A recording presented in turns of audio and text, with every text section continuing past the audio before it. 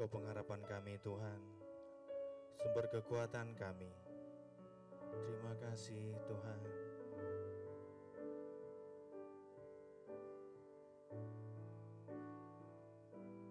Saat tiada jalan, hadapi persoalan, Yesus ada di sana dan memberiku jawaban. Pahitnya kenyataan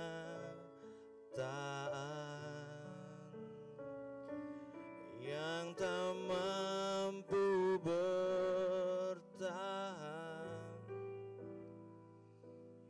Yesus ada di sana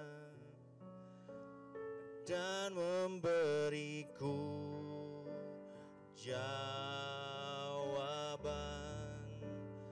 Hanya nama Yesus,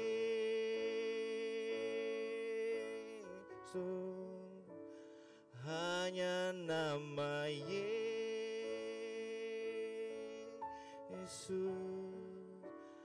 hanya nama Yesus,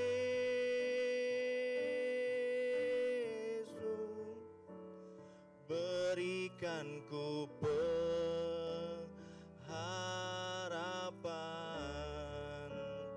Hanya nama Yesus,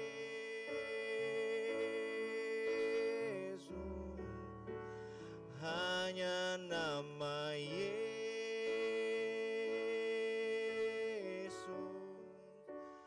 hanya nama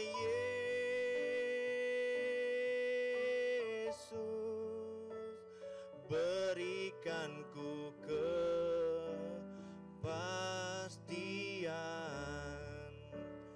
berikan ku kepastian,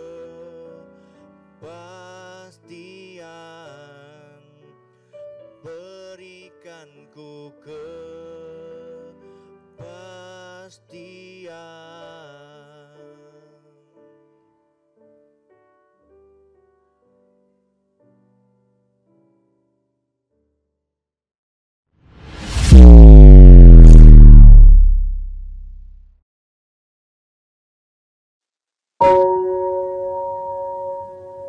Shalom Bapak Ibu Saudara, minggu ini kita telah melalui kematian Yesus Kristus lewat Jumat Agung, di mana Ia mati di atas kayu salib untuk menebus dosa-dosa Bapak Ibu Saudara dan termasuk saya.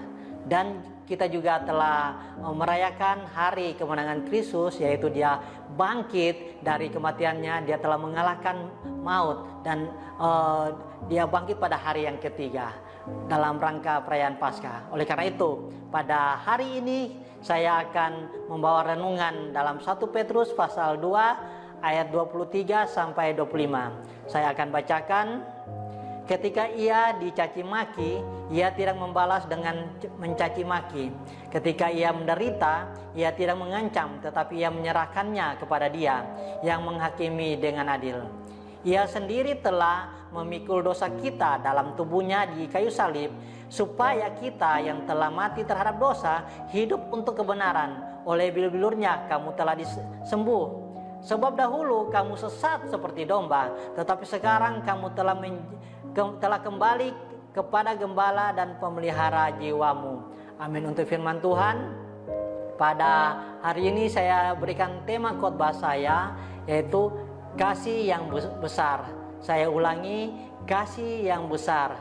Kita tahu Bapak Ibu Saudara, kita sesungguhnya harus menyadari bahwa sebelum kita mengenal Kristus, kita sedang berada dalam dunia yang gelap. Kita berada dalam dosa dan harus binasa. Karena firman Tuhan mengatakan upah dosa adalah maut. Sehingga di saat kita belum mengenal Kristus, kita adalah orang-orang yang seharusnya binasa. Tetapi kita bersyukur karena kasih Allah yang besar. Sehingga apa? Kita tidak dihukum mati.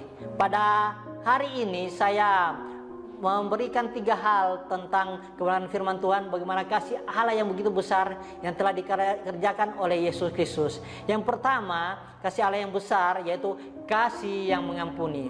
Sekali lagi, kasih yang mengampuni.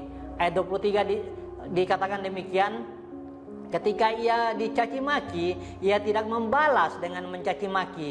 Ia menderita. Ketika ia menderita, ia tidak mengancam, tetapi ia menyerahkannya kepada Dia yang menghakimi dengan adil. Di situ ada kata, ia tidak membalas. Itu artinya apa? Ia mengampuni. Di saat Tuhan Yesus di atas kayu salib, Dia berkata, Bapa ampuni mereka, sebab mereka tidak tahu apa yang mereka perbuat. Itu artinya kasih Allah yang begitu besar lewat Yesus Kristus. Dia mengampuni bagi orang-orang yang telah berbuat dosa. Dia mengampuni orang-orang yang apa? Yang menyalibkan Dia. Ini adalah kasih Allah yang begitu besar kepada kita semua, yaitu kasih tanpa syarat. Yaitu Tuhan Yesus telah mengampuni dosa-dosa kita, dosa-dosa Bapak Ibu dan termasuk dosa saya. Apapun dosa kita, Tuhan telah mengampuni dosa-dosa kita. Seberapa brengseknya kita, seberapa bejatnya hidup kita, Dia adalah Allah yang mengampuni dosa kita. Oleh karena itu, kasih Allah yang begitu besar ini berbicara yaitu kasih Allah yang mengampuni. Oleh karena itu, implikasinya dalam kehidupan kita sehari-hari, bila kita telah diampuni dosa kita, seharusnya kita juga harus mengampuni orang yang bersalah kepada kita. Oleh karena itu, ini adalah teladan yang diberikan oleh Tuhan Yesus, bagaimana Tuhan Yesus telah mengampuni orang-orang yang telah menyalibkan Dia. Dan kita harus juga bisa mengampuni orang-orang yang telah menyakiti kita. Karena kasih Allah yang begitu besar, yaitu Dia adalah Allah yang mengampuni dosa kita, sudah seharusnya kita juga bisa mengampuni orang yang bersalah kepada kita. Yang kedua, kasih Allah yang besar dalam kehidupan kita lewat pengorbanannya di atas kayu salib, berbicara kasih Allah yang menyelamatkan. Ayat 25 dikatakan demikian, sebab dahulu kamu sesat seperti domba, tetapi sekarang kamu telah kembali kepada gembala dan pemelihara jiwamu. Di situ dikatakan dahulu kamu sesat dan kamu telah kembali kepada gembala pemelihara jiwamu. Ini yang berbicara kita yang dulu sesat tetapi telah ditemukan dan diselamatkan. Kita dipelihara oleh gembala yang menyelamatkan jiwa kita. Artinya kasih Allah yang begitu besar, yaitu kasih yang menyelamatkan kehidupan kita. Dosa kita bukan hanya diampuni, tapi kita telah diselamatkan hanya karena kasih karunia. Itu bukan karena perbuatan baik kita. Kita diselamatkan bukan karena amal ibadah kita, tapi karena kasih karunia dari Allah lewat Yesus Kristus Tuhan. Oleh karena itu, ingat bahwa dalam iman orang Kristen, bahwa hanya jalan keselamatan hanya di dalam Yesus Kristus Tuhan. Tidak ada jalan lain di luar sana. Nabi boleh saja banyak, agama boleh saja banyak, tetapi jalan keselamatan hanya di dalam Yesus Kristus Tuhan. Dia adalah Allah yang menyelamatkan kehidupan kita semua, yaitu bagi orang yang menerima Dia sebagai Tuhan dan Juru Selamat. Kasih Allah yang besar, yaitu kasih Allah yang telah menyelamatkan kehidupan kita. Kita yang seharusnya binasa, kita yang seharusnya sesat, tapi kita telah diselamatkan oleh hanya kasih karunia Tuhan Yesus Kristus. Ini yang harus kita renungkan di hari perayaan, bagaimana kita merasakan penderitaan Yesus Kristus lewat Jumat Agung, dan Dia telah menang di atas kayu salib, dan Dia juga telah bangkit pada hari yang ketiga. Itu adalah kasih Allah yang besar, yaitu kasih yang telah menyelamatkan kehidupan kita. Dan yang terakhir, kasih Allah yang besar yang seperti apa yang Tuhan telah nyatakan lewat karyanya di atas kayu salib. Yang ketiga, yaitu kasih yang mengubahkan.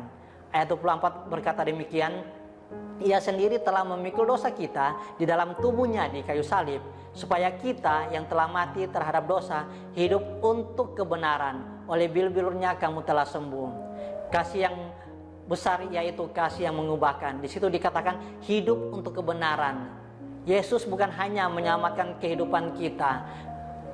Yesus bukan hanya mengampuni dosa kita dan menyelamatkan kehidupan kita, tapi Tuhan Yesus lewat kasih-Nya yang besar, yaitu Dia mengubahkan kehidupan kita.